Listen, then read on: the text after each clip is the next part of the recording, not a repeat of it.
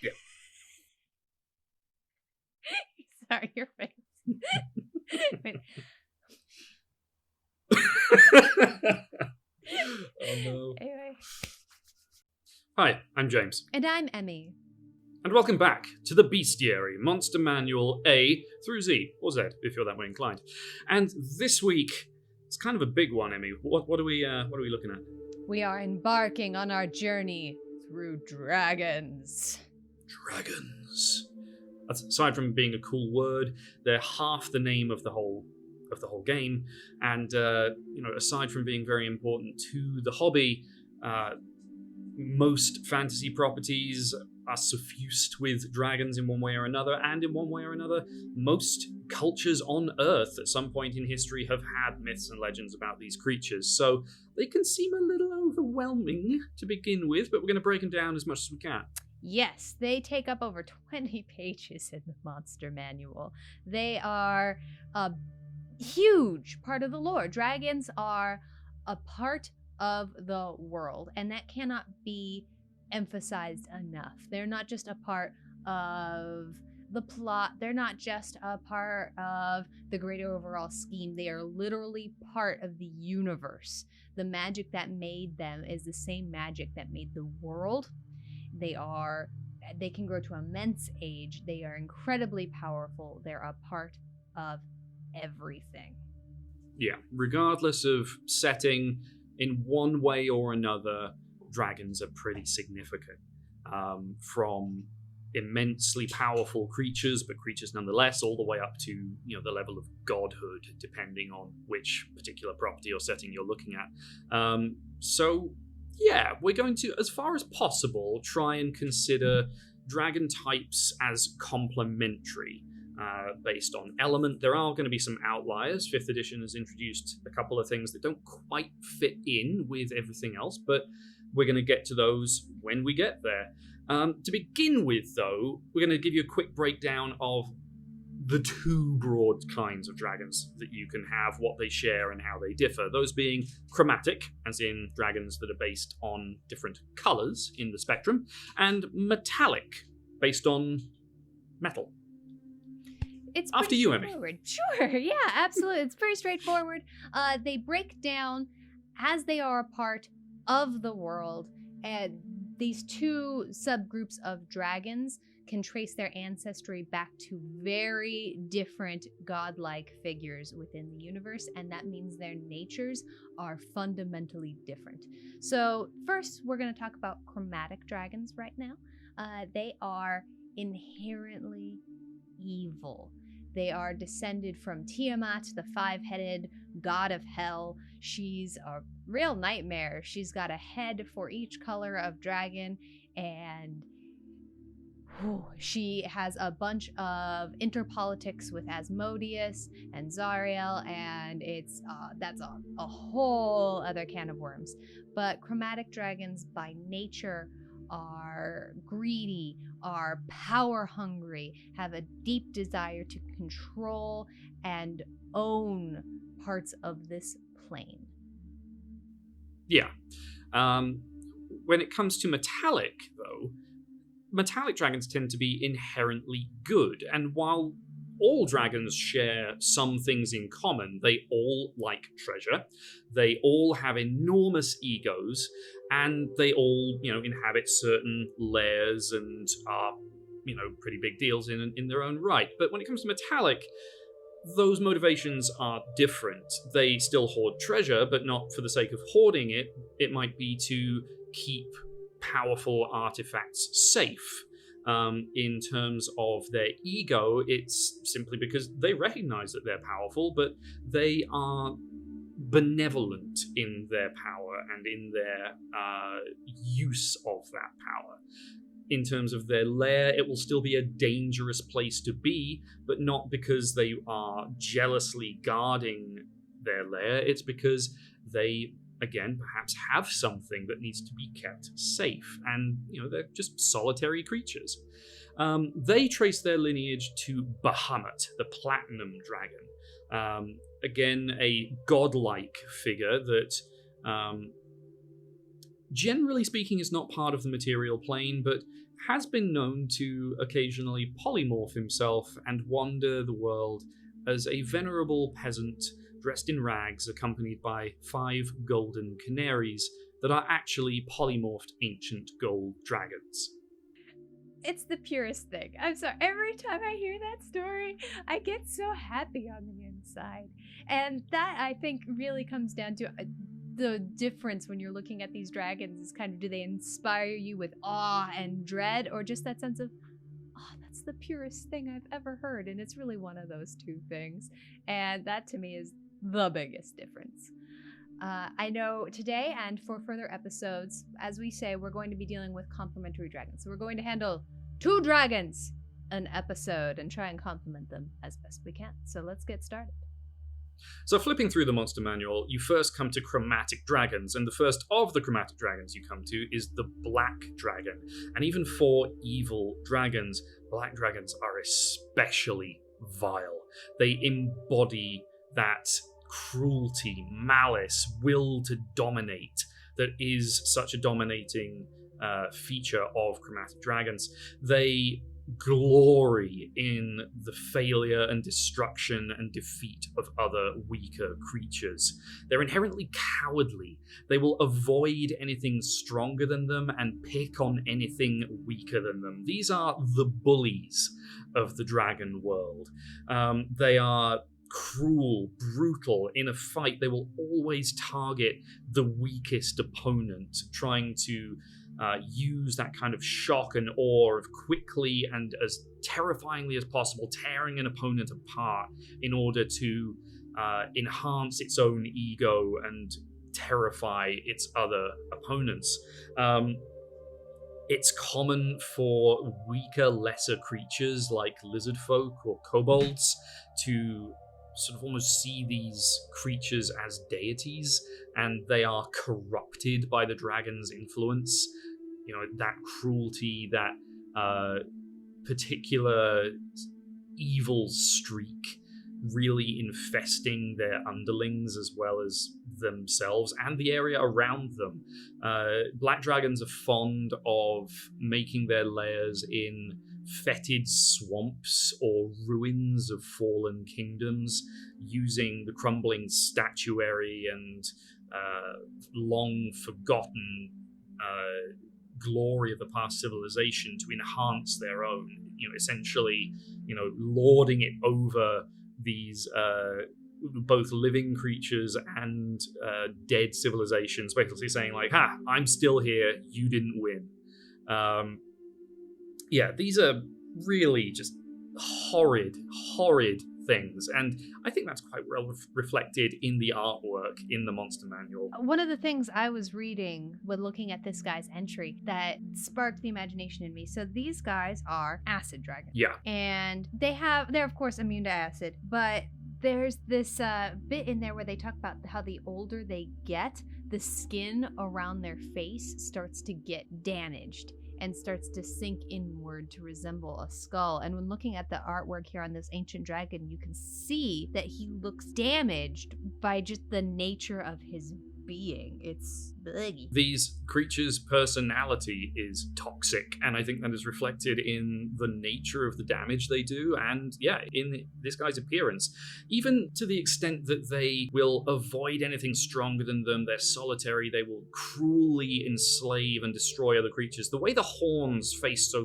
prominently forward from that skull-like face, even where the nose is kind of sunken in, the eyes in their sockets are again sunken into this skull. And as the black dragon ages, the scales will become dull, almost grey, stone-like in appearance and texture. Just horrible from top to bottom.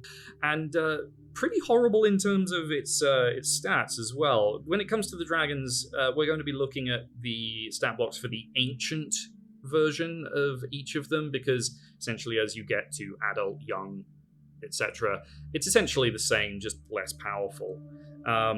So an ancient black dragon has 367 hit points. And an armor class of 22.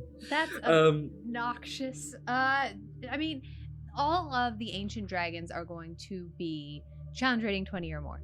So whenever you are considering going up against an ancient dragon, there is a consideration that dragons' age is not necessarily always a bad thing for them. They relish growing older, growing more powerful. So an ancient dragon is at the peak of what it can do. And this guy is... This thing has lived for multiple centuries, and dragons only get stronger as they get older. And just dragons, most of them get access to the Frightful Presence feature, but on top of that, an ancient black dragon gets several attacks. It gets 3 attacks in its multi-attack with bites and claws. The acid breath, if it hits on a DC 22 dex save. So probably not making that unless you're, very, very capable rogue.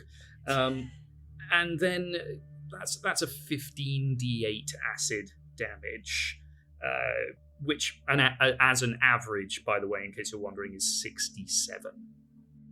God, I mean, even if you're at a high enough level to where you're fighting this guy, that's a little terrifying. That's just... Whew. And, again, all ancient dragons will get these, but once they get to that level, you've got legendary resistances, that lovely little feature that just says, I failed that save. No, I didn't. I choose to succeed. And then, of course, the legendary actions, which means that even when it's not its turn, it's dealing out damage. And we're going to get these kind of overwhelmed faces, I think, just through this series here. Dragons are so overwhelmingly nasty, and we really started with a doozy. The nastiest. At least in terms of personality. Yes, but these guys are... I think there's something very interesting about making this guy a bully. When you think about the nastiest quality, I really do think being a cowardly bully is that thing in every person that just makes you go, oh, no, I don't want. Yeah, I mean, there's a sense of revulsion that comes with the Black Dragon, I think. That said, their counterpoint, rather a lot more fun. So moving on to our metallic dragon of the week, let's talk about copper dragons. These guys are the closest complement that we decided to look at for the black dragon, in that they are both acid dragons. So they both have an acid breath, and they are both immune to acid. However, metallic dragons are what I would like to call extra.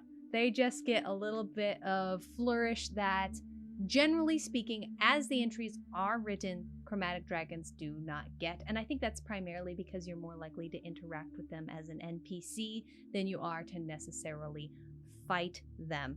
They have 2 breath weapons. They have acid breath, and they also have slowing breath.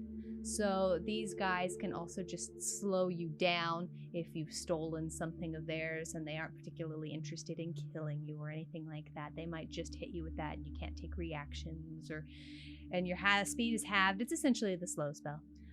They can also, like chromatic dragons, shapeshift into a humanoid-sized person and wander the world, which is something that is adorable and sweet, and primarily where we get dragonborns.